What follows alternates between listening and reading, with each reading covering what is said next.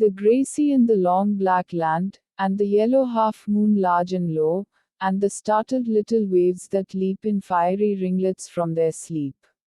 The poem is describing the poet's eager journey by sea and land till he reaches the house of his beloved.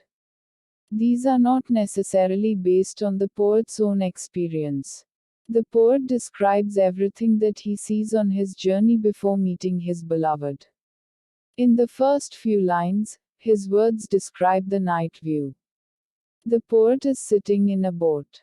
And the boat is being rowed in the grey sea. The shore looks dark due to the lack of proper light. The poet says that the waves in the night look like the untidy curls of someone who has woken up from sleep. As I gain the cove with pushing prow, and quench its speed the slushy sand. Then a mile of warm sea-scented beach, 3 fields to cross till a farm appears. Now, after completing his journey through the sea, his boat reaches the shore. Now, poet starts his journey by land, and he can smell the scent of sea and fishes. To reach his beloved, he has to cross 3 fields.